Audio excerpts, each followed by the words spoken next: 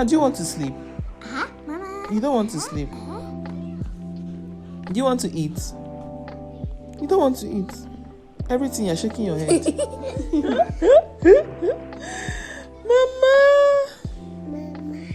Mama, what are you? Is that your baby? It's not your baby. So what are you carrying?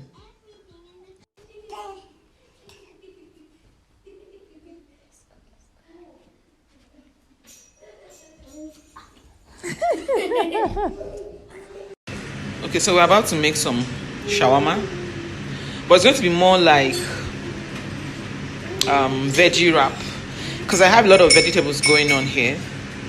But so let me take you through. This is bell peppers, red bell peppers, but I sprinkled a little bit of Cameroon pepper just to make it a little bit hot, because I don't have enough fresh peppers to use. Then I have sweet corn, then there's baked beans, then there's cauliflower, then there's broccoli, then there is beetroot, purple cabbage, white cabbage, tomato, sausage, cucumber, shredded chicken, shredded beef, suya actually, then our ketchup, bama, and I'm using olive oil for this instead of the regular oil. Yeah, cucumber. And then of course the bread wrap itself that I'll be using to make the shawarma, like package everything together. Okay, so firstly I put some oil in my frying pan. I'm using 2 frying pans for this, just because I'll be working with 2 types of mixtures or 2 types of condiments. So in this one, my sausage goes in, I poured in olive oil, as you can see, and the same olive oil in this frying pan. But in this frying pan, this is Badia spices, so I'm frying more like steaming my vegetables. So broccoli and cauliflower has gone in, cabbage and tomato, now purple cabbage going in. So low heat, I'm just going to do that. Then I put my beetroot, and we'll just keep shaking. I'll probably use a plastic spoon to just turn it around. Low heat basically. And on the other end, I have sausage. Right now I've already poured in the suya and the chicken because it's a bit cold, so we need to get hot because it's freshly homemade shawarma, so it has to taste as it's coming out of the fire, like hot. So these things are almost ready. So at this point I pour in my sweet corn and my baked beans, just because they need to be hot, not necessarily because I'm done. Just want to steam it up a little bit, so everything that's going inside the shawarma is going to go in hot, so that it stays hot and fresh. Stir it up, stir it together, stir it basically, just keep stirring, let everything mix up together. Of course we're going to still mix it in a bowl with our creamer, but by now I think this is ready. Just turn it a little bit more, because I want the carrots to be soft. I want the cabbage to be soft as well. And then for this particular ones, I also want the meat to taste soft, so that when you're chewing, when you bite the shawarma, everything is having the same texture basically. So now I'm mixing my bama. There's really no proportion to this, I'm just using my intuition, but I think I ended up with 1.5 spoon basically. Then I add in some of the olive oil, and then of course I have also added in ketchup. So normally you have to mix your ketchup and your bama to get that. There's that juice that is always in shawarma is from a mixture of ketchup and bama. So I mix those together, stir it. There will be these small lumps, but you have to be intentional about stirring it. If you have another thing to use to stir, you can stir.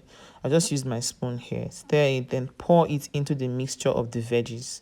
So I stir and stir. So once I get the consistency, because I don't want it to be too much, now I've poured in the meat. And so note that I didn't put the sausage here, so I just poured in the meats like the suya, beef and chicken.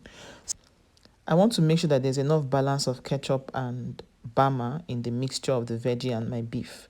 Now I am going to work on the bread wrap. I put it on the frying pan because I want it to stay hot. Also, it can be very dry, and if it's not sticky, you will not be able to get a good wrap basically. So I pour some water in the frying pan and then just heat it up a little bit, so it makes it very soft and easy to put anything that I will pour on it, right? So that's what I'm doing here. I have poured this. So you see how nicely it wraps. Like it stays, so it doesn't break as well. Because if it's dry, once you start wrapping, it starts to break. So I'll just roll it over nicely. Remember that you're going to have to drop the sausage first and then pour your other veggie and meat mixture. And then it's going to go easily, like it's going to just glide through very soft and wrap, basically. So I've done other wraps already. And then I'm going to just transfer them to the frying pan again, just for it to stick together nicely. So of course I made several wraps. So I just want to repeat the process so you can see how I went about it. So it's not going to break, but if you don't heat it on the frying pan, once you start rolling this thing, it will break. Like this one was breaking a little bit because I guess I didn't heat it long enough. But yes, so now I'm putting them in the frying pan. And when you're heating, you're not heating it to dry up, you're heating it to just get soft. So you have to put enough water in the frying pan. Not too much water, but enough water to soften it. That's the essence of heating. So it still stays soft at this point, and then you put it back on the frying pan. So because it is soft, it is easy for the edges to stick to each other, the final edge to stick to each other. Like I'm pressing it down as well. So it's also going to be easy for them to stick to each other, like, you know, like it's a fresh dough.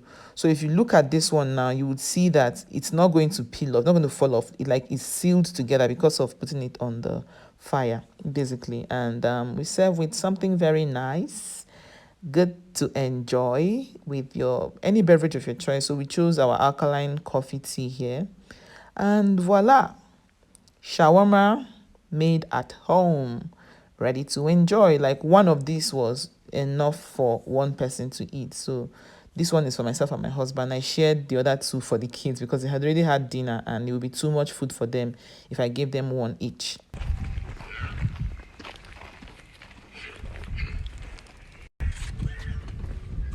What are you tying on your neck like this?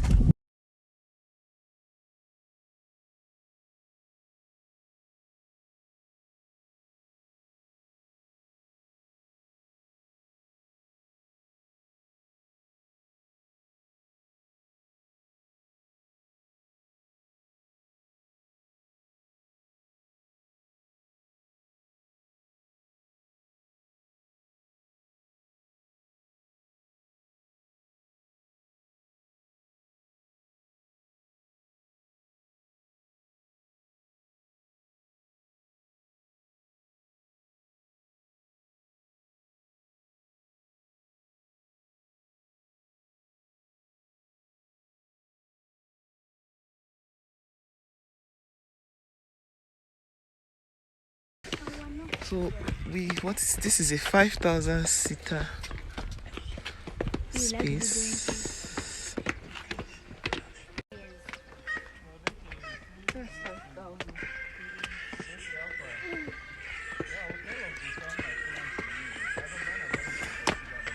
Easy, oh.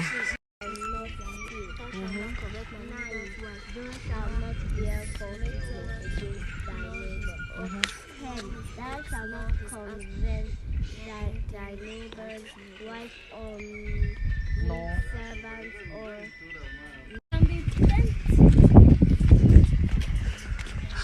Oh boy.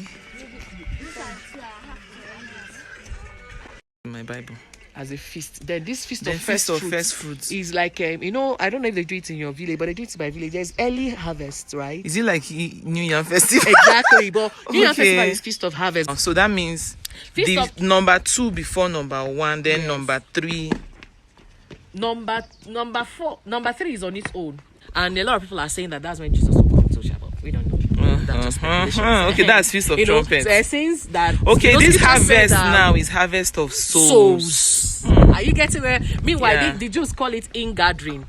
When they blow that trumpet, that's September, October, they now do their harvest. They call it Feast of Ingathering. It's also called Feast of Harvest. I think it also means like, could it be what churches do when they do like Shiloh? And then when they do harvest, all those things, all those like things. all the new converts, all the Yes. everybody will now gather together. And people are saying that that's when we also do rapture, because that's when harvest. God Okay. will do his own in harvest. But we don't know, just speculations. Then Day of Then Atonement. is 10 days after trumpets.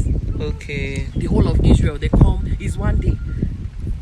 Please bring my Passover feast. That's why they said they could not allow his body to remain on the cross. Oh, they have to bring him They down. had to bring him down because Okay. that's their day of. The next day, they're not supposed to do anything. They don't go out. That's on the understand? day of that.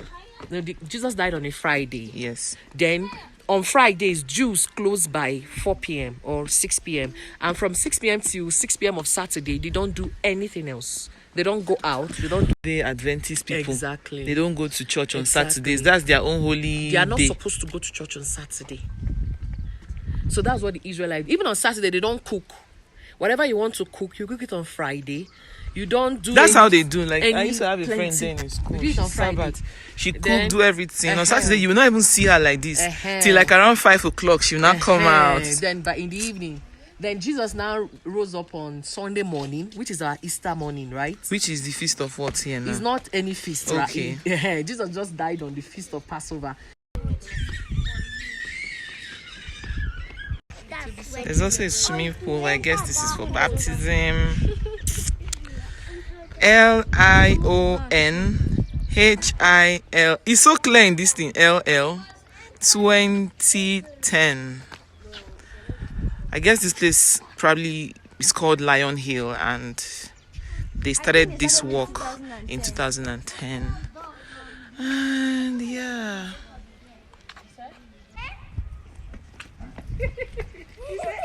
Oh yeah, everybody come and enter. Everybody. I will drive my own. Oh, mommy, give me the key. Oh, yeah. Not to heaven. Yes. So we're leaving the premises now. It was fun. Touched on every part of the compound. Okay, so we just got back home from the 10 Commandments. I think I mentioned sometime that there was an event they had there, and I was looking forward to going for that event, but I ended up not going. And I had promised the kids that when we come back from our trip to the villa, we'll go check it out, because it was really a center of attraction during the Christmas period, but I didn't have the time to take them before I eventually traveled, so I had to fulfill my promise. It was beautiful. I went with my friends' kids, and they were happy to be there to see all the, the beauty that was done there. It was really beautiful. Like, there was so much thought put into it, and I really loved that, something like that is here in Jos. I think they said there's nothing like that in the whole of Nigeria or even Africa. So hopefully it will draw more attention and get international tourists when they visit Nigeria to come check it out. Yeah.